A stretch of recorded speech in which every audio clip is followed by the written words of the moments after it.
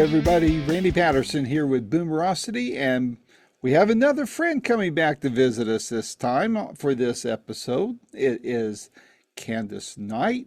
She is the wife of the legendary rock guitarist Ritchie Blackmore. You know Ritchie, of course, from Deep Purple and Rainbow, and I mean, he's just one of those Hall of Famers that we love hearing from. But his wife has an amazing talent. She, of course, sings with him and in their Blackmore Night group, as well as background vocals for the band Rainbow. But she is an artist in her own right, highly talented, multi-instrumentalist, and has a fantastic voice, writes fantastic music. And she has a brand new solo album out called Sea Glass. It's amazing. You're going to want it. I encourage you to get it now. Don't just stream it, buy it.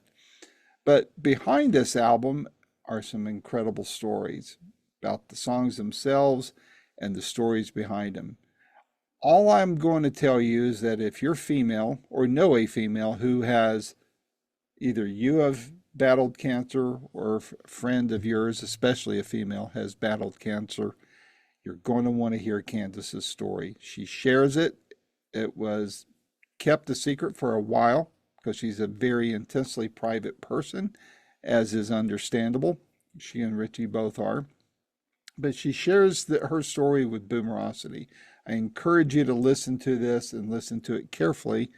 And please share her story, this interview, with any of your friends who may be or have faced similar situations. I don't want to give it away. I want you to hear it straight from her.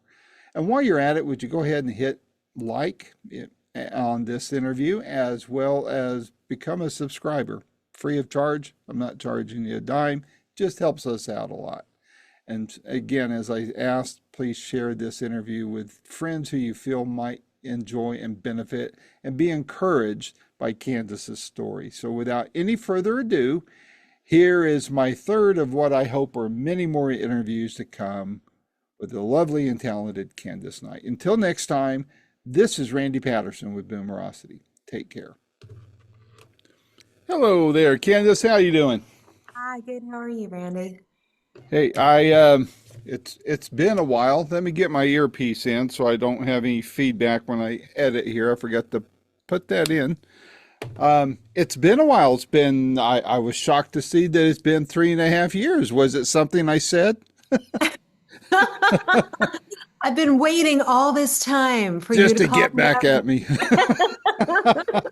Well, it's good to see you again. Yeah, likewise. It's been a while, but it's always good to see you and talk with you. And how have you been over the last 3 years? I think you have a story or two to tell. Oh my God. Well, it's nice to see you haven't lost your sense of humor as well. That's great. Keep that going. Yeah, I'll tell you what, I honestly, it's a strange thing because when I put this album out, Sea Glass, my latest album, one of the Hmm. interviewers, when I started doing the press circuit, said, "Well, it's been 10 years since your last solo CD has come out." And I said, "Oh my God," like you just blink and time just travels. And I realized that my children went from being toddlers to teenagers, and I'm now the shortest one in the household. And clothes go out of they outgrow their clothes and I get them. So I've tripled my wardrobe, which is nice. A lot of it's sports gear for my son, and I'm not really up on that kind of stuff, but I have sports jerseys of everything now. So, you know. And of course, COVID ate 3 years basically out of everybody's life, which is Yep. insane. It feels like a bad dream that we went through, but at least, if nothing else, at least we all went through it together. So we can all kind of Yep. relate and commiserate and say, it's not like it was, a kind of thing where I say I went through it and nobody else can relate to it. Everybody went Right. through it. And worldwide, not even a region, but worldwide. So yeah, a lot of time has gone past and a lot of experiences I think we all went through. But Yep. we're still here. We're still here. We're still standing and we're still making music and you're still doing what you do best. And that's the most important thing. It brings you joy. Yeah. Well, and I think during that time, I don't know about for you and your husband, but for me, it's if it wasn't for COVID, it probably sped up what I would have eventually done anyway, and that's go on camera, because the last thing I ever wanted to do is see my ugly mug out there. But everybody started doing Zoom, and I was invited to a group interview for an artist, Randy Travis, the country artist. And I thought, man, this looks kind of simple. And I started playing with it, and next thing you knew, it beat the heck out of transcribing audio all the time. So it's So great so I inventions, right? The mother, it's the necessity comes great inventions, right? So everything that's from right. Instacart to DoorDash to Zoom to like all of these things that we never would have thought of that we knew or that we needed or, actually made our lives a lot simpler these days. So yeah, it's been so it brought some good stuff. So we got to say at least some good stuff came out of the bad, right? Right. Have you guys seen any lasting changes because of COVID on your crowds, your music, how people participate in your shows now, anything like that? Well, it was a strange thing because the last live show that we did in Europe at this incredible castle and the whole, I mean, it was so beautiful. There were just thousands and thousands of people there. The sun was setting. We had like belly dancers in the audience that were like dancing to every song and so many people dressed up in garb, and it was really amazing. And right after that show, Richie said, that it's such a great point to go out on. And we flew back overseas and he said, I'm just so tired because he did rainbow shows back to back with Blackmore's Yeah. night shows and it's a lot. So we got back home and he goes, I think I'm going to take a break for a little while. I think maybe, we'll take some time off the road. Like, because we were going overseas every single year during the summer and doing that. And little did I know that he is that powerful that he put that break out into the universe and the whole world shut down for 3 years after that. I didn't realize he was that Just for powerful. you guys. Stop everything. Everything stopped in its tracks. And then it took forever, honestly, for things to get back on their feet too, because of course, even when people started going out and I mean, remember, like we have to really go back into our memory files on this, but there was so much fear and the quarantine, and you could not leave your house and you had to stay far away from people. And then after a while things started where you could leave the house, but you had to wear a mask, but you had to stay this far away from people, but you had to wear a mask there, but not there. And like all this stuff was going on. So, but still being in a crowded room with people was still terrifying. So the whole concert idea was that stayed on hold for a long time. And then because Hmm. everything was backlogged, everybody, once it started opening up, the floodgates opened and everybody wanted to get in. But those venues only had a certain amount of dates that they could fill. So, everybody else was kept on hold. So that took years to rectify. So Hmm. it took a long, long, long time for my industry specifically to get back on our feet. One of the things that we did do while people were waiting patiently was, well, not only did we put out the album Nature's Light, because we actually had that all ready to go, but then of course distribution shut down and promotion shut down and the record company shut down. So, but we were able to get that back out in 2021, so that was nice. But we did a couple of live streams for people, just basically us. And like you said, once you went, well, this doesn't look so hard. Like you just press this button and it's a camera and it's a microphone and people can hear and see us. Really? Like, wow, and you'd reach more people like this than you would actually on the road. You could tour for a year straight but yet if you flip that switch and turn that camera on, you're reaching people in Brazil and Australia and Iceland and take a long time, Hmm. on planes and trains and automobiles trying to get to those venues and see them face to face. So that streaming thing worked out. So we did a few of those and we reached a lot of people with that. And I thought that was really great because people could write in on the comments and they could feel like they were here in our living room with us through a screen, but still they were here, like in our big room with us, just hanging out, me and Richie and doing our thing on acoustic guitar. And it wasn't a full band thing, but at least we could give them, some music and some release and relief from just being, in your house all the time and not being able to have that energy of live concerts. So we did that a couple of times, and that was nice to be able to do that. So, and now we're at the point where we are just honestly, the problem is I found with COVID, and obviously there's realms of problems, but um, I feel like it ate a lot of time out of, and I'm just talking on strictly on a time basis, out of the very young and the very old. And so like I said, my kids, they were masked and they had to stop school. And even when they went back to school, they were trying to do gym classes, breathing through masks. My son would come home, he'd be eating out of like he actually was chomping on the mask all day long. So that was hard to be, my daughter's singing in chorus and like outside, even though it was freezing cold, but they'd still have masks and they'd still have to measure 6 feet away. And then they had like these cubicles of plastic that they were encased in. And it's interesting. It was an interesting thing for them to go through. I still bought yearbooks, and all the yearbooks, all the kids had masks on. So, Who was that? like, I think it's your eyes. Was that you, honey? And that like, tear up. So it was a strange thing. But also, I mean, Richie's now 80 years old, and so whereas he had back problems and his arthritis condition was starting and things like that where it was hard for him to get from gig to gig and venue to venue before sitting in a car for a long time or on a plane for a long time or cancellations and delays and jet lag. It's hard enough on a person of Yes, it is. age, forget about older. And now he's older, and it's harder and harder, just Yeah, physicality is it comes weighing in on you. So and he had I mentioned some of the other day he had a heart attack about a year and a half ago. I So remember reading that. Yeah. 6 stints and it's hard, but but he's also a younger 80-year-old than most 80-year-olds I know.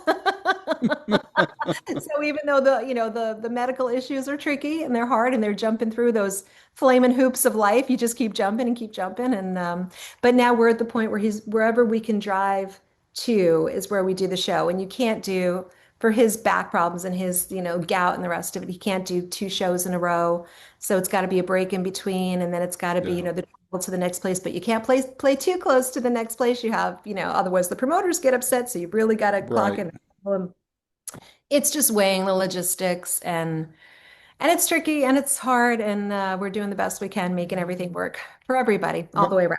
Yeah. So Well, I remember when the pandemic started lifting too. I don't know if you guys ran into this, but in my interviews with different people, they were talking about how as things were beginning to lift, trying to get schedules recoordinated because these guys would play with different groups, you Mhm. know, and they had so many different projects and they had it so finely tuned and balanced. And then the pandemic hit, and Mm. then the people they're playing for, Yeah. they get rebooked, but then they can't get their band members. It's just, Yeah. it took a long time for that to iron out. I don't know if you guys ran into that or not, but A lot. I Well, heard that a lot. we have it more, I think, with our crew members because Mm, if you're not one of those that's on the road for a year, then it's harder to get crew members. And with our band, it's so finely tuned because we do everything from really intimate, ballady, sort of acousticy stuff to this wall of sound with some pop rock, and then Renaissance in between. So you can't just have one setting for everything all the way through and rely on the local sound people to know or the light people to know so it's like it's a pretty intricate awareness of what we have to do, so that's why we tend to like to bring our own crew with us and our own sound yeah, system, our lighting stuff wherever we go, as opposed to using what's already there. A lot of it's easier for some bands that just do strictly rock or just one particular genre. They can use the local people that are there. Everything stays where it's supposed to be. They set it up in sound check and hands off, just let those faders fly and everything is fine, the way it is. But with us, it's, oh, we're switching up the set list. It's not going to be this anymore. It's going to be this. And only the sound guy who's been with us for a million years can watch what we're doing and read it and go, oh, that's got to be on this setting now. And so yeah, those little intricacies definitely come into play with what we're doing for sure. Luckily, we have our band is we use the same people with our band every time. Sometimes it's tricky to get them because they'll book different gigs in different places. So I just call it puzzle piecing things together. We'll set out like we just send out like a spreadsheet and say, when are you available? Just put your availabilities in here, and like whatever works for, we have to make it work for everybody. yeah. Because we can't like even trying to, you couldn't even get like somebody to come in and learn the 60 songs that we might possibly pull from or might possibly not, and like have an extra violinist just step in or keyboard player. Like they've got to know Mhm. this stuff backwards and forwards. So it's interesting, but we've got some great It- professionals and good people, and we're very lucky that way. Well, I got a great suggestion for you. I think you and the family and the band should rent a couple really big cabins near here where I live, and then you can hub out of here to go hit Knoxville, Chattanooga, Uh, Atlanta, Asheville, there you go. Greenville, Uh, Lexington. It's all, 4 hour drives in any direction or less. And that'll knock out several towns. We get to see you, and then you can go back home. That's just the you suggestion. just answered all of my problems. Why didn't we do There. this call And I'm not like even going to charge you guys for it. I just want to see you live. So what's the percentage that I've got to send to you? Do you take Venmo? no, I no, a signed album. That's all I want. Oh, I'm you got cheap. I'm it. a cheap date. I'm a cheap date. So I love it. Those are my favorite kinds. now, the last time we talked, it was about your Winter Carols album, if I'm not mistaken. And I want to ask about that, and then we'll get into this new one of yours. How did that album do for you guys? It's great. It's great. We love it. I feel like we add to it every couple of years because there's so many great holiday songs and holiday, there's just such a plethora of amazing, amazing traditional songs that we're able to, kind of get our fingers into and update and change and rearrange. And so we still have like a whole list of stuff that we want to do on there. But right now, I think we're up to double album standard on that. So but it's, I mean, it's our favorite time of year every year. We convert the whole entire house into this magical winter fairyland with all the rainbow Christmas lights. We have this rainbow Christmas tree that lights up the water. It illuminates the water out here, and it's the only one in all the darkness where you see those beautiful rainbow lights. And it's it always we play it basically year round. So those songs never get old. We just it's part of our heart, and we Yeah. love. As Well, a I matter of love this. thing. It's a funny thing. I don't know if you're a wrestling person or not. Like if you ever were watching like WWE, used to be WWF when I was a kid. That just shows how old I am. That shows how old I am. That's how I Right? didn't know they changed their name. I So know, I know. I found that out when we were working with WWF as the World Wildlife Fund over in Germany, and we like did a whole thing with them to raise funds for orangutans in Borneo. And I said, "Oh, WWF, we have back in America," and they're like, "Not anymore," because apparently there was a whole legal battle, and it's so now the WWE has been there for a while. But it's funny because during COVID, I wound up, I was just bored one day in the house. I was going through some social media and I found that there was a wrestler who actually lived local to us in Long Island. I didn't know him, who discovered winter carols while in quarantine and COVID. He couldn't get back to his family who was living in Florida. And he apparently he lives like Christmas all year round. He has a Christmas room in his home all year round. So he's got like, the presents under the tree and the Christmas lights and the Christmas tree up. And he discovered winter carols and he was tweeting out about it. And I'm like, who is this guy that has like a couple of million followers on Twitter? And that's like tweeting out about it. And it turned out it was, his name is Mick Foley, and he is like in the wrestling, like on the Hall of Fame for them. And he had like the three faces of Foley, mankind, like all this stuff. So it wound up being a lasting friendship because of COVID and because of winter carols wow, that whole thing. So, music touches everybody, all kinds, all the way around the world. So it's great to see that's that. right. Well, here where I live in the Smoky Mountains, there's a hotel that is it's Christmas theme year round. In Oh, fact, it's called the Christmas Inn. In fact, I've been through it a couple times, and you remember is it the Christmas Story where it had Ralphie and put your eye out and the yeah, oh, leg lamp. yes, of course, They've of got a course. few of those leg lamps throughout the hotel. Oh my God, Kid you that's not. hilarious. I And love then that. and then the same people that own that own across the road, the main drag here in Pigeon Forge. They have this year-round Christmas decoration play, and it's massive. It's very, very large. Very, I mean, the best of everything in there. I don't know how many trees they have in there, all sorts of different ornaments and all that kind of stuff. So you guys have to come through and check it all out. I think you'll love it. You know So what? About 2 years ago, a year and a half, 2 years ago, I took the kids to Pigeon Forge, believe it or not. And so I was not too far from you, I think. And did you know that they still have a Magic Quest there? I don't know if you know the Magic yeah, Quest. I live about 5 minutes from there. Have you ever played Magic Quest? No, I have not. Did you know that I am the Princess of Magic Quest? And if you walk in there, you will see me on the walls in there in Magic I Quest. did not know that. Hold Well, it. You now know you gotta what? I come think you play. mentioned it the last time we talked, so I've got to go in there and check it Gotta out. come play So, because I went in there and I'm like, I wonder if I'm still in here. And sure enough, I walked in, and the second I walked in with my kids, they all went, "Oh my gosh, it's Princess Candace!" And so, which was very nice to be, recognized as royalty.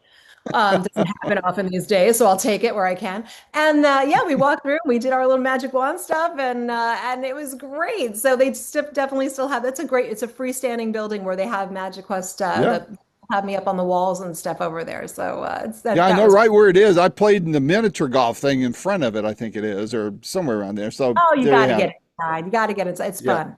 Fun to do. So there's the Country Tonight venue right there near it somewhere. I've lived here for 11 years. And I still get everything mixed up, but it's a I don't know 1600 seat auditorium. There's some smaller ones around here. Knoxville has it. I'm telling you, you guys can come here and knock a show or two out and it hub out Um, of there to the other areas and a lot of fun places to play at as well. So Sounds that good. I that would would be love to. great. I feel like we need to start driving down the coast because, right, and we've hit a lot up here, northeast, which I love, and it's always fun to do that. But yeah, I feel like we need to. So it'd be that travel. We've got to like travel a little bit, play, travel a little bit, play. So I've Yeah, got to work at those logistics, and maybe I can yeah. twist my husband's Or if arms you to. have one place in one area and just spoke out, I mean, bands Hmm. do it all the time, but for the Yeah. size of venues you guys shoot for, that could work out pretty. Because there's a lot of them down here in the South that, I don't know what size of venues you guys shoot for, but they're small, medium, and large, of course. So, Yeah, I mean, we like the intimacy. So it's usually like 800, 2,000 seater we wind up doing. And mhm. because that way we get to still like see people one on one, like face to face Yep, and be yep. able to connect with Do the them. meet and greet and all that, but Nice. well, Yeah. I've listened to your album. I love it. And I watched Carol sent me the EPKs on all that. And man, there's some stories there. Well, I guess my first question for you is how much of the stories that you shared in those EPKs went into the making of this album or the writing of the songs of them, the substance of the songs, the subjects, and then all of that. How did because I want you to be able to share your story to fans that will watch this, but how much of it was album and how much of it was just this trauma and just learning from it all, that Yeah. kind of thing. I find that when I think one of the hardest things for me to do is to write, strangely enough, I know this is going to come across weird, but from a happy place, because I find that when you're happy, you're like so caught up in enjoying that emotion, but melancholy and the things that kind of shape and change you from those perspectives of like sadness and experiences that kind of bring the trauma that has so many dimensions to it. It's like so many shades of blue.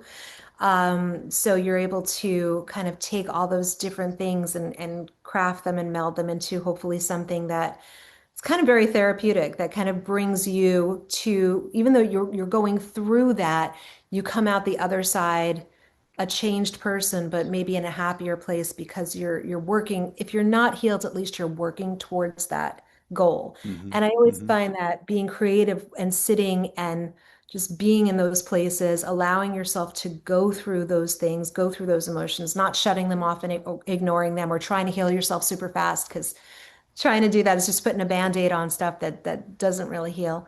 But sitting in that silence and absorbing it, trying to understand it, um, and going through it, I think is the key. And I find going through it is what brings me to the song process because those songs, when I'm writing them, they wind up helping me in a therapeutic way. They are able to help me get through it. They're able to help me get through emotions, get through maybe some realizations, reflect back on different things, and get to the other side. And but when you get to the other side, you wind up having this musical entity that it's like journal pages, things that you deeply, deeply felt and deeply experienced. And it doesn't mean it stops and it doesn't mean it's over. And it refreshes it when every time you hear the song, but at least it brings you to another perspective and another place where you're able to put that out into the world and say, "Hey, I went through this. Maybe somebody else can use this as a catalyst for healing for themselves as well, because you're not alone." I felt alone going through it, but I know that I'm not alone. But I feel like we all feel that, and when you're going through that pain, you kind of have to be in that alone place just because it's so personal that you don't feel like anybody else feels it the way that you do. Nobody Yeah. else is walking in your shoes the same way that you are.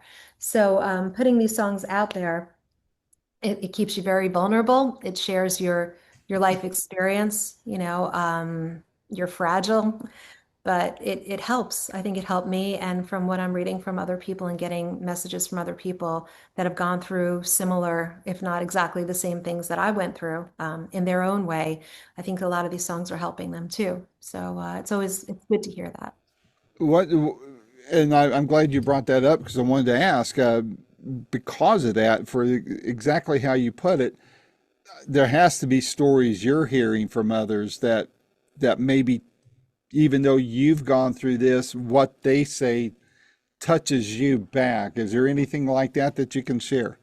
So many things. I mean, in the space of the time period that it took me to compile these songs, obviously I lost people that were so important in my life, that were foundation stones in my world, and that experienced every milestone of my life with me. My father obviously was a huge, huge part of my life. And it still feels like a complete hole in my heart every day. And I keep waiting for that to get better, but it's not easy, and every accomplishment, I wish he was just right here with me. I Yeah, feel like he is, but it's a different world, that physical world compared to the transcendental world of being right. on the side. And but so many people that I have read what they went through as well, with them either just recently losing a family member, a mom, a dad, somebody super close to them, a best friend, and another half, their wife or their husband. Some of them are saying it just happened recently. Some of them are saying it happened decades ago and they still feel it. And so these songs still touching their hearts, and still, they're finding that there are ways for them to, like, it brings tears to their eyes. But again, it's that sort of going through that emotion, that hard, hard emotion, but also feeling that healing process. And that healing process is never easy. It's not like you just wake up and one day you're done. You've put it in a box and you've moved on. It doesn't happen like that. It's two steps up, one step back. Sometimes the opposite direction. Sometimes it's two steps back and one step forward. But it's slow growing, but it hopefully it happens for all of us. And we're even if that hole doesn't completely heal, you start to try to focus on the magical, wonderful, amazing memories and moments and stories that you shared, and realize how Hmm. blessed you were to have these people in your life instead of just feeling that loss. So I'm hoping that Hmm. shift, really, really makes a difference. You shared in your EPKs that about the health challenges you had, and I don't know how deep you want to go into that, so I'll leave that entirely up to you. But there were, I mean, it's one thing to get a diagnosis of something, but you had to find out while you were out of country and all that. I'm watching this, I'm going, you know, yeah, it's terrible to get the call and you're in the comfort of your own home, but your mom telling you FaceTime me when you get to the hotel. I was like, oh my God. I mean, that had to be, I can only imagine what you felt like here. Yeah, and it was, it's the kind of thing where I stay on top of my health, like, religiously. Like, I know there's people in my home that are counting on me 24/7, and I got to be here. And if that cog is taken out of the machine will grind to a halt Falls because apart. Yep. they need, right. So I stay on top of all my stuff. And I was going to a dermatologist, and I have to be honest, like it took me, I'm a very personal person, so like I don't usually share everything with the world. And Hmm. it took me to tell my best friends 2 years it took me to actually tell them this stuff was going on. And when they told me, I told them, and they were just like, "Why did you not talk to me about this?" I'm like, because I was going through it. I was going Hmm. through it, and I don't look at my stuff as gossip or as rumor or as, and if, Right. nobody could have helped me go through it. I had to go through it myself. And so, I'm a Taurus, I'm stubborn like that. And so, but I'm very like I keep things very close to my heart, and if and when I'm ready to share, then that'll be the moment I do. And a lot of times I'm not ready to share. So but of course this happened back in 2000, well, it started in 2018. So it's taken me this long to publicly Wow. talk about it. But but again, now I'm getting to the point where I'm like, wow, if even one person hears the story and they go, oh, maybe I should check into this, and it helps that one person, that's better than me keeping it close to my heart and not telling anybody. Yeah. So basically what happened, and this is as my dad, it was for a year I watched him and we helped him in his world, but he got that diagnosis of cholangiocarcinoma, which was bile duct cancer. And he'd been fighting different kinds of cancers for a while. But this was the one in that last year that really just took everything from him with the chemo and everything, just took it Hmm. his everything from him. So that last year with him was really hard. And he passed in December of 2018. Now in October of that same year, so I still had him around for 2 months. My son actually noticed something on my back and then said, Mom, I don't know what's going on back here. And of course I can't see it because it's like, way back here. Right. So I'm relying on my kid to tell me what's going on. And I said, "Oh, let me double check on that." So I made an appointment for the dermatologist who I saw every couple of years for, mole mapping and making sure everything. And this guy, doctor I'd had over a decade, said, "No, it's a sebaceous cyst. There's no specifics, right?" He goes, "It's a sebaceous cyst," and he injected anti-inflammatory into it. And he goes, "Go to see a surgeon, and they'll just take it out when the cell wall is not inflamed anymore." And I'm sure this is a lot of information, medical information, but this is what happened. So I made an appointment with a surgeon. It takes 6 weeks to get in. Went and saw that guy, and another second doctor, and another one who's been in the industry for decades.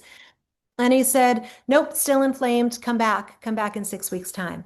Well, these two medical professionals who had been in the industry for decades bounced me back and forth between surgeon and dermatologist from October of 2018 until April of 2019. When my husband Wow. said, "I don't like the way this looks. I'm coming with you, and this needs to be biopsied. It's changing. I don't like it." And Richie came with me to the doctor and said, "You need to biopsy this." And the doctor said, "No, no, no, don't worry about it. I'm telling you, this is exactly what happens with sebaceous cysts." Now, as we know, you don't tell Richie no, no, no, because Richie is very justice based and I very can has. imagine that look on in his eye when he was told that. It Yep. did not go down well. And they got into a very heated discussion. I'm gonna say it's discussion. Let's just go with that word to keep it kind. And Richie said, "You need to do this." And especially when Richie cares about you, he's gonna make sure that whatever needs to be done is done.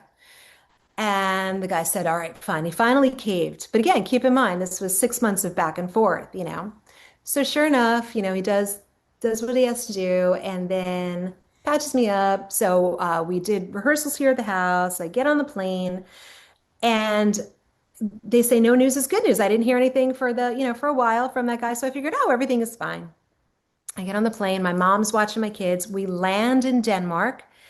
And she calls me and she goes, because she's on my HIPAA form. So she goes, "You need to call me as soon as you get to the hotel." And I'm like, oh my God, I'm thinking it's my kids because my mom's with my Right. kids. Right now. Like, what happened? So I get to the hotel and she goes FaceTime me. And my mom is old school. She doesn't FaceTime. So now I'm even more concerned because screens are, for an older generation, they don't get into the screen thing. So I FaceTime her and she's got tears in her eyes. And I'm like bracing myself. What happened to my children? What's wrong? What do I need to do? And she said, I heard from the doctor and it is cancer. And I'm not talking basal cell and I'm not talking squamous. We're talking, this was sebaceous carcinoma, which apparently is a very rare form of cancer and aggressive. And it usually appears on your face somewhere. Mine happened to be on my back. And I said, what do I do? They said, you needed to be home. You needed to get it out like yesterday. Yesterday. They've been bouncing me back and forth for 6 months. Mm. So back and forth, two different doctors.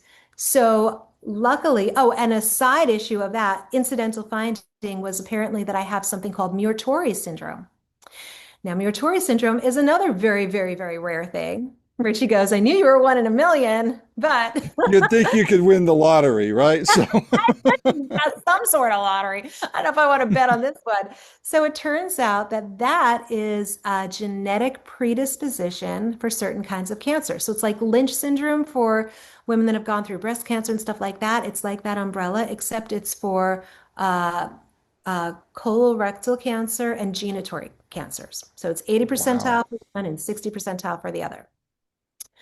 So they upped my upper endoscopy, colonoscopy because my dad had that. So I was doing it every 5 years. Now I've got to get it Mhm. done annually. Every single year I got to get this done. So tubes going everywhere for.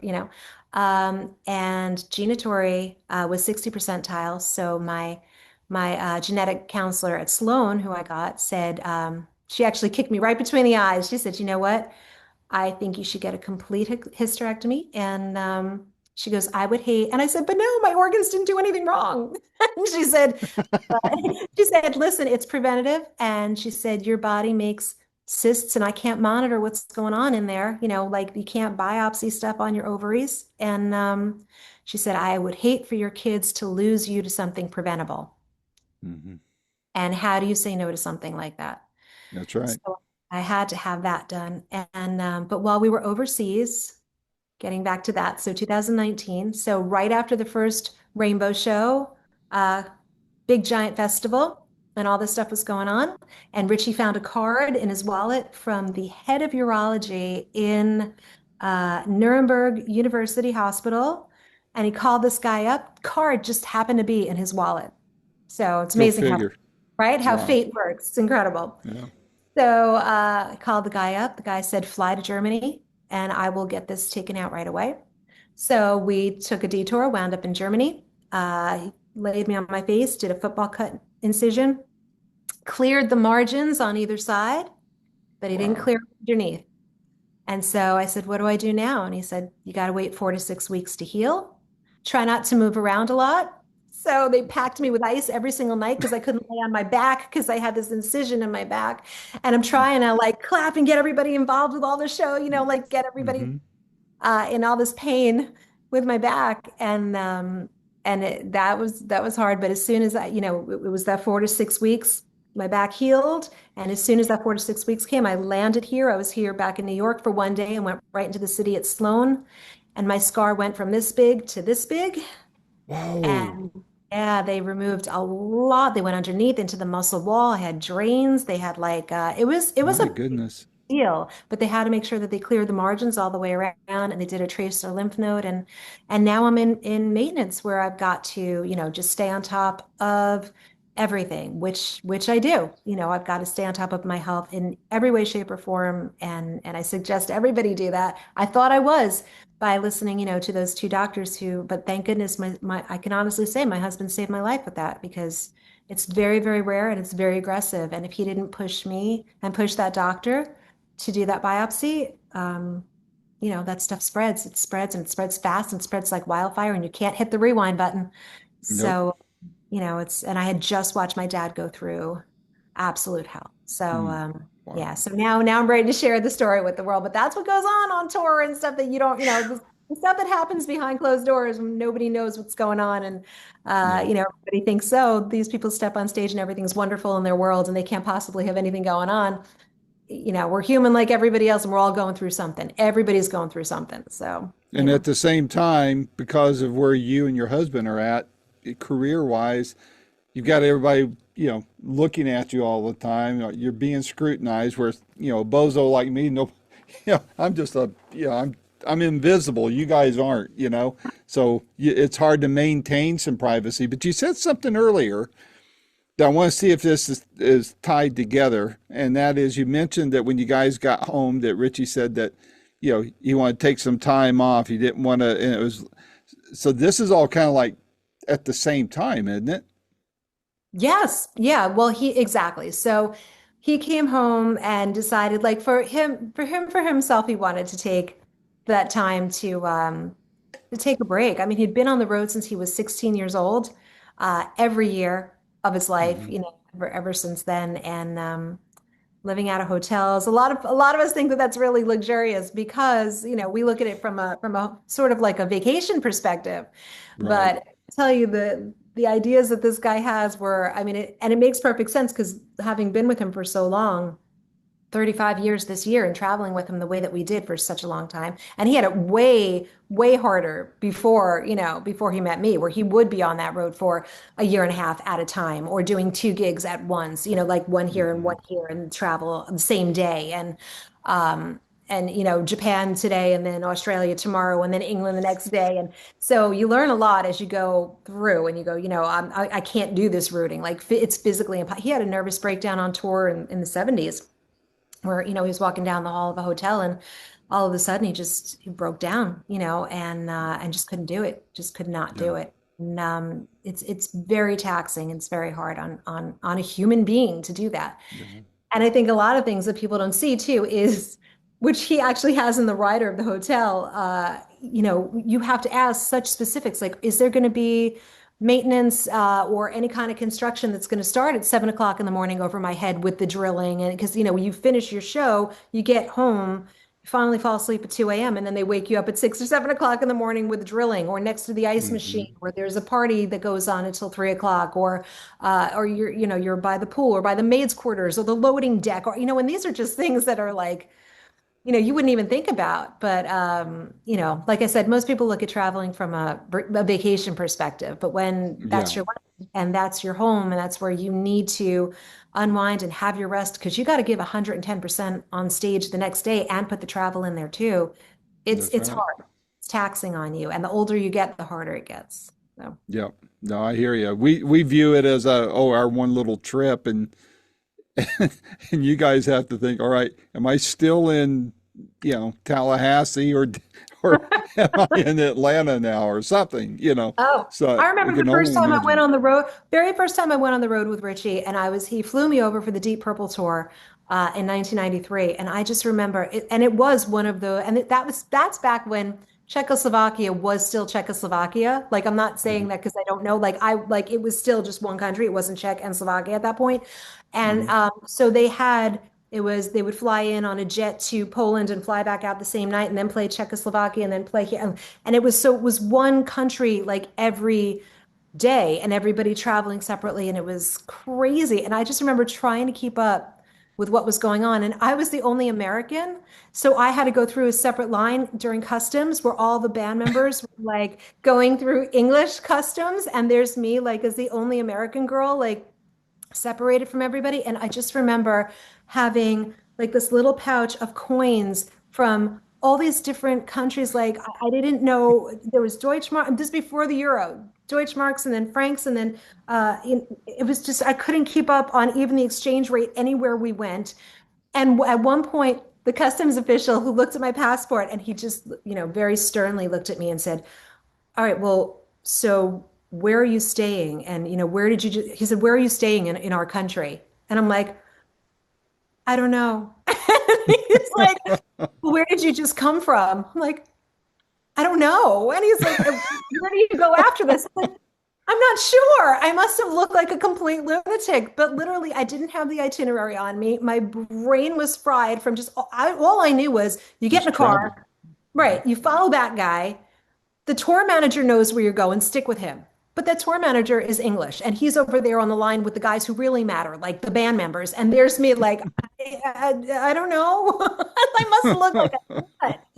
I'm surprised they didn't just throw me in jail at that point, thinking that I was smuggling something in. But I'm like, that guy right there, he knows. He knows he's over there on that line. So luckily they let me in. But oh my goodness, what an introduction to the world of touring and traveling and trying to keep up with these guys. It was insane and intense and amazing and crazy and wow, just wow. A lot. Well, putting this album together, where there, I mean, you've worked on a lot of albums, so it's not obviously not like it was the first time you were in the recording studio, where there, but I'm sure there's still things that pop up or materialize, either good or not so good, that surprise you in the making of a record. Was there anything like that with this one? Well, it took me a while to put this one together. So I had like different aspects of creating each one of the songs on here. Every one of them I feel like came from a different place and from a different time. And it was 10 years of really kind of garnering all of these pieces of sea glass, if you will, which wound up Hmm. being the songs. Each individual song on the album sort of reminded me of a separate piece of sea glass because it really, I have these collections of sea glass around my home, and finding each one of these treasures that had been worn and kind of just polished by the elements and returned for someone to be like, oh, it's now treasure. So each one of these songs came from a very different place, and even the production elements of it, a couple of them were done while we had our producer Pat Regan here, and he was working on some Blackmore's Night songs, so I was able to kind of book him for some stuff. Richie is very adamant about starting the Blackmore's Night stuff at 3 o'clock every day, so I would sneak over and be like, Pat, want to come in at 1? Maybe we could do some stuff. Like, all right, I'll meet you down here in the basement where the studio is. It's downstairs in the basement. But Bill the other band for the time, right? Oh, I cover my own expenses. Don't worry. Yeah, right down the middle. But so he and I were able to work on a couple of things like that, which was really helpful.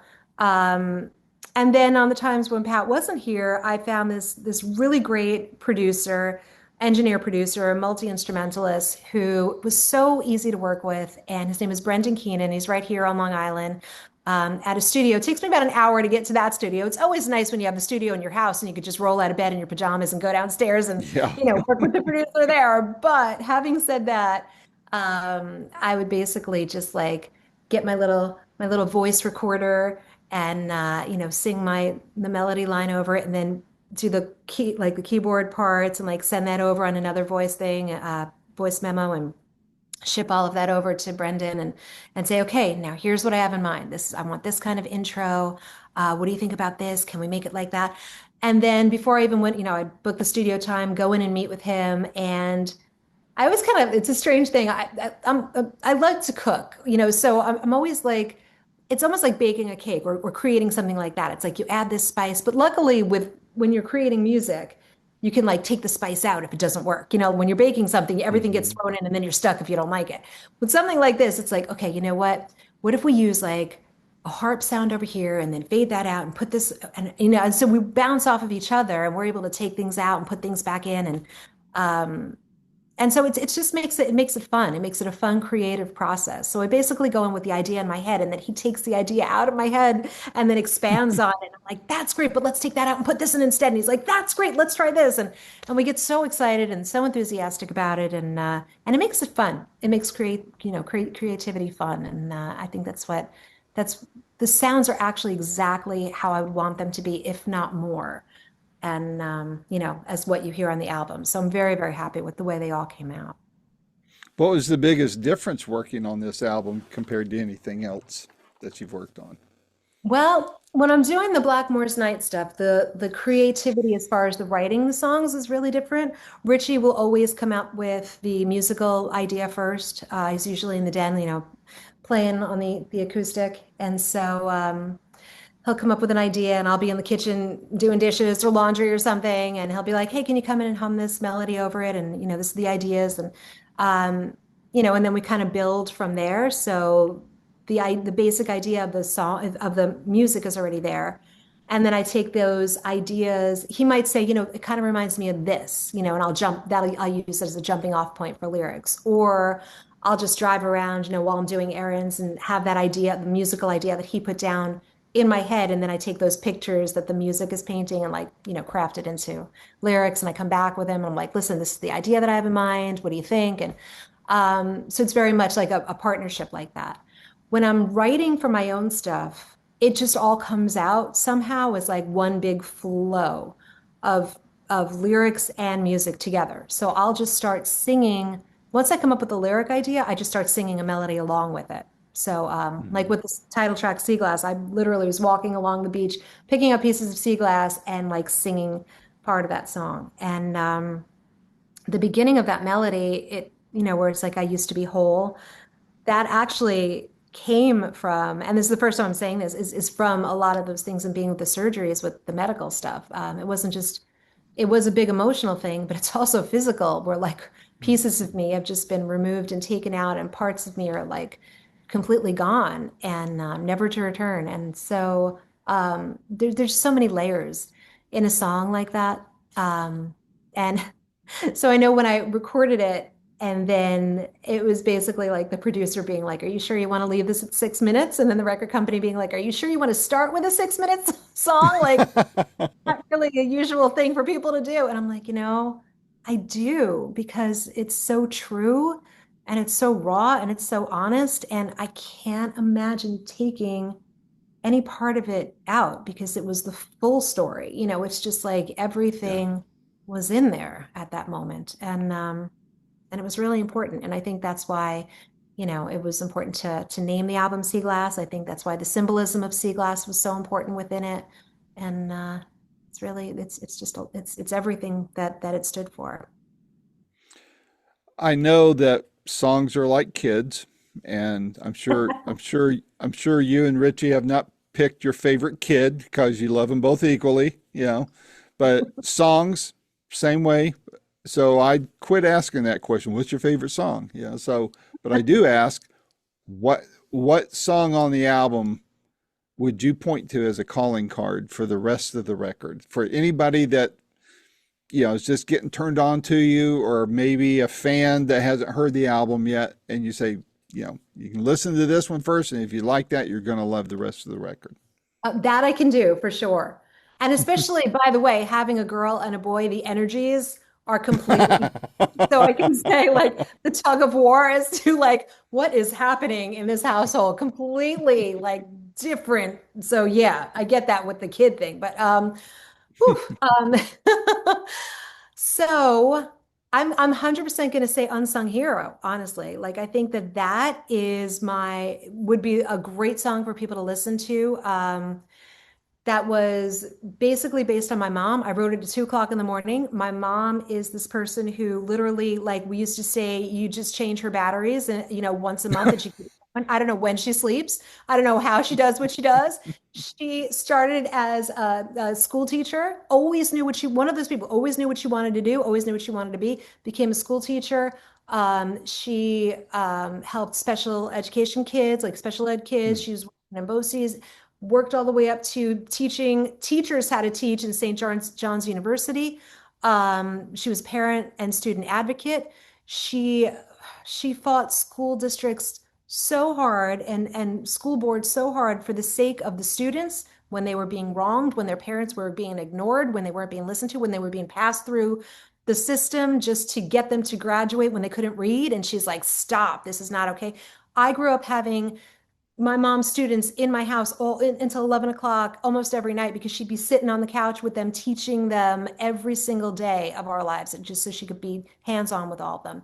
And she's the one who, when Richie was going through some hard things with management in the 90s, and he and his management went separate ways, and there was a lot of legal battles that went on for that, which I don't even know if I'm allowed to talk about, but there was a lot of stuff that went on, which he won.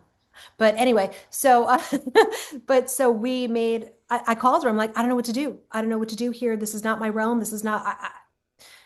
I said, could you make a phone call for us? And she did. She called a lawyer, and she was so well versed, and she was so 100% loyal. And we knew we didn't have to watch our backs, and we knew we didn't have to worry about anybody stealing. And we knew that she was going to represent him to the true capacity and not for any alternative motive or any other reason. Hmm. And she started doing that for us back in the 90s. And this is a woman who, when we would get to, we could get into to Italy, and in the middle of the night in the rain, and find out that there was no posters and nobody knew where we were in town. She would find posts. She would get posters from the promoter and be out there with staple guns and duct tape with Wow. a PA out there in the middle of the night, putting posters up on places, letting people know where we were, like just so hands-on. She is brilliant. She rewrites the contracts for the lawyers, so Richie has 100% of ownership, much more so than he ever did when he signed things saying he was a work for hire for decades because he didn't know what he was signing. I mean, Yeah. the typical musical, musician faux pas that you do because you're on the road and you're just trying to keep up, and someone puts a stack of paper saying sign here in front of you 5 seconds before you step on stage. Horrible. Yeah. Um, but we knew that we could count on her. She's a one-woman show. I don't know how she does what she does, but she does it. She has yet to explain any of it to me. But like literally checks the accounting, stays on the record company side of it, deals with the publishers, and always, when we wind up getting a bad name for anything, she's the brunt of it. She's the one who's putting the words out there that basically is our decision or Richie's decision. I can't do this, or I won't do this, or whatever, and this is why. She has to be the bearer of bad news and winds up getting 100% of the backlash. It's an incredible thing, and on top of that, still puts her family first, her kids first, her grandkids first. Wow. um, she's just an amazing, amazing, amazing woman. And but having said that, I wrote that for her with her in mind 100%. And then as I wrote that, I realized when I listened back to it that there were parts of me in there too. And then every woman I play it for is going, "Oh my God, that's my song." Because we are going 24/7. I come downstairs after putting the kids to sleep, and I'm doing the laundry and I'm doing the dishes and I'm making sure that the groceries are okay, and I got to pre-cook this for tomorrow and make got the doctors when, and like, Yep. you're doing it all. And like I say to Richie, it's like, we don't do it, for credit or for thanks, or we do it because it's amazing what you can accomplish when no is not an answer you can give. You just keep going, you just keep going. Yep. And you always put yourself at the last of the totem pole, but yet if you pull out that bottom part, everything falls. So you just got to make sure it's all right. And if you're doing your job right, even though you're exasperated and you're exhausted and you've got nothing left sometimes with what you're doing, your kids are happy and they're healthy and they Yeah. make memories, and you're blessed, and every moment is exhausting, but it's also invigorating, and you still look back on those moments like, wow, we created this memory. This was a blessing. You know what I mean? It's like this Hmm. crazy, crazy journey in life. And you just keep going. And it's whether it's for your husband or your other half or your kids or the people that are counting on you, and you just keep going. And so that's why I said, we're the unsung heroes. It's not just specifically for one person. It's literally for everybody out there, that is doing it. And we're all doing it. We're all doing it, and we're all Hmm. doing it all the time. And we don't question it. You just keep going. And then even when it keeps going, like for even the service people that are involved with this, I started like looking at people who were, nurses or doctors or, like soldiers or firemen or policemen. Like there's they're doing it. They're just doing it. They're just doing it. They don't Yep. doing it because of credit. They're doing Yep. it because they do, because they're amazing, and because the world would be different, so much different if they didn't do it. So you don't Well, often think, I think in your case, though, just to interject here for a moment, yeah. it's an object lesson for everybody. While you are those kind of people, and we all give sacrificially, there's nothing selfish about making sure you take care of yourself. Because I use the air mask analogy. When the steward the people on the plane, they'll go through the whole thing about, when the mask drops, whether they tell us, if you're with young children, still put the mask on you first and then the Yeah. kids. Otherwise, you're not going to be any use or any You can't help help. to the Right. kids. Right. So we That is true. do, it's hard for us to realize this sometimes, but there is that self care that everybody must do at some point in Yeah. order to still show love by way of service to those True. around us. That's true. It is. I mean, I find it's even helpful, even if I take a moment just to open up, like a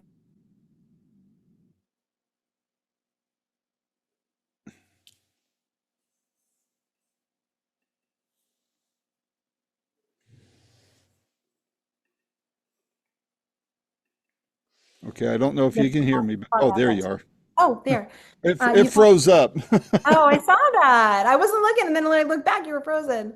Yeah, it's so it is tricky because finding those moments to carve out for yourself time wise, that's I think that's a big part of the tricky situation. So I'm Yep. finding that I step out on my deck, I take a big deep breath of fresh air, or like plant a little flower box out there or something, get my hands dirty. Try to ground myself a little bit because right before someone else goes, Mom, can you? Mom, can you? It's like, yes, okay. Let's do it. What do we got to do now? Keep going. But like I said to Richie, nobody thanks their hands for doing everything that they're doing that are being there for them. You just expect them to Hmm. do it, expect them to be there. And I feel like we kind of become the hands, of the body, or Yeah, yeah. we're just doing everything we can do. A little off topic. I've got just a couple more questions here. Did I read correctly that you and Richie started a podcast, or are you guys still doing it? If you are, or what? Oh, okay. Now I know what you're talking about. So it's called Tales from the Tavern. Hmm. It's not a podcast per se, but every once in a while, because keep in mind, Richie's what? Can you hear him? He's talking from the balcony up there. No, He's, I can't hear him. Tell him I get said, on camera. yeah, come on down, come talk. I said every once in a while, and he yells out, "I get drunk." So like that's the peanut gallery. I feel like I'm in the Muppet Show with the two guys like who used to talk in the gallery, Rich. So every once in a while, I can get him to get on camera or streaming. Now, keep in mind, he doesn't have a cell phone. This whole world of technology is still a mystery to him. So getting him to do this it takes a lot of explaining and a lot of just trust me, I'll do this, I'll make it work. And then I've got to learn all the technological stuff. So I'm doing my best. And of course, reading the words coming in that are this big, and I'm trying to like read what the questions are, and I've got to put my glasses on. And anyway, so what we're doing every once in a while, and it's not on a scheduled thing, but I can get him to after he's gone out with his friends and had a few drinks and relaxed and is in storytelling mode because he has such great stories, and I want him to write a book, but he won't write a book. So I said, well, what's the next best thing? Let's try to get him to do a streaming thing. It's not exactly a podcast, but and nobody knows when it's going to happen. I try because he doesn't know. Like he'll just be like, "Let's do it." I'm like, "Let's do it, great." So I never know when it's going to happen. I can't let people know in advance. So I'm like, "He'll be on now." So yeah, we'll do a streaming thing, and then people will write in, and we do it on either Instagram or we're doing it on Facebook sometimes. And then I actually sent the stuff over, like the live stream that we do, to our guy who does his YouTube page, and then he, I think, cuts it into segments so people can see it in segments. So Ah, it's always very living cool. out there on YouTube and on Instagram. So I don't know when it's going to happen, and it's not scheduled, but it does happen. It's called Tales from the Tavern, and he tells a Yeah, story. that's right. I couldn't remember the name and it just popped in my head. But as far as the book deal goes, there's a great guy. He's worked with several artists and helping them with their books, including Ken Mansfield, who was on the rooftop concert with the Beatles and all that. Oh, wow. This guy is phenomenal, very, very good. He works well with the people who are wanting to put a book out. And so if you Oh, ever get the urge, just let me what's his know and I'll name? get his What's his name. He's a good friend of mine. His name is Marshall Terrell, Okay. and he's done books on, gosh, everybody. In fact, he's working on one now with the Nelson twins, Rick Nelson's two boys. Oh, And okay. he's done work with, like I said, Ken Mansfield. He was with Capitol Records, and Ken himself put out several books. And Oh, Marshall's and he's working with good dear friend of mine, Nancy Andrews, who was Ringo's ex-fiance before he and Barbara got together. So they're okay. working on another book together. So I mean, this guy's no slouch. It's not like somebody that just is aspiring to be a writer. This guy is very well accomplished. Look up his books. He's, in fact, I interviewed him. There's 2 interviews of him with him on my site. You can check him out and see how he is. But he did a great book with Greg McDonald, who was a protege of the Colonel, Oh, Elvis's yeah, manager. Elvis, of And course. he worked with him on the book. And I was supposed to interview Greg, but he got stage 4 cancer and died before we could interview. So Marshall and I talked about it, but it's a great book. Very it opened my eyes to a lot of things, answered a lot of questions that people assume they knew the answers to. But Marshall, he's the real deal. I can't Oh, that's recommend him great. enough. So Thank you. All right, I will definitely check into that. That sounds great. Yeah, Richie, he's funny because he keeps saying he's like, I have all of these stories, but not all of them are what people might expect or what people might want to hear. Like anybody who's been in the record industry. him. You should just record them and let somebody work with it then. Yeah, Yeah, that's, I I say agree. should. I don't want to sound like one of those people trying to tell a guy that knows more than I've ever forgotten more than I'll ever know, but it would be kind of nice if he recorded those things and let I somebody else totally do the heavy agree. lifting for him. So, Well, but listen, if he listened to, if he listened to what I say, we'd be on vacation on an island somewhere. So, he listens to well, he should. Hey, he's the head of the house, but you're the neck that turns the head, right? So, Still so working on that. final question. What's next for you guys? What you going to do now that the album's out and all that? What's on your agenda? Yes. So the next thing is, I believe, is to get Pat Regan back in to finish up. We have about 4 songs already finished for the next Black Mars Night album. So that will be coming out hopefully, I want to say the beginning of next year. And it's just to continue on doing what we're doing. We might be doing some shows in the fall. We're in discussions right now with the promoter agent as far as that's concerned, and Mhm. just doing what we're doing. So looking forward Well, to good more deal. physical future. Well, Candice, as always, it's a lot of fun talking with you. And thanks for sharing all that you have. And I know fans will love hearing this. And I'll let Carol know when this thing posts. Probably be next week when I get it out there. It'll be on my site and on the YouTube channel, and it'll be a podcast on all the podcast platforms. But you've been Great. gracious with your time, and I wish you and Richie much more health and time together, and Thanks. savoring life. And my door's always open to you guys. Anytime you want to get the word out on something, I'll do my part to help make that happen. I appreciate it. Thank you so much, Randy. It was great seeing you again. Likewise, take care. Bye bye. Take care. Bye bye. This has been another fun filled episode of Boomerocity with your host and producer, Randy Patterson. The theme song is Roll the Dice and is recorded and used by permission from Quinton Hope. Quinton is spelled Quinten, and Hope is Hope. And you can find out more about Quinton at quintonhope.com. Post-production is done by Cardinal Sins Productions. The Boomerocity name, logo, and content is copyright protected. Segments may only be used with written permission by Boomerocity and or its assignees.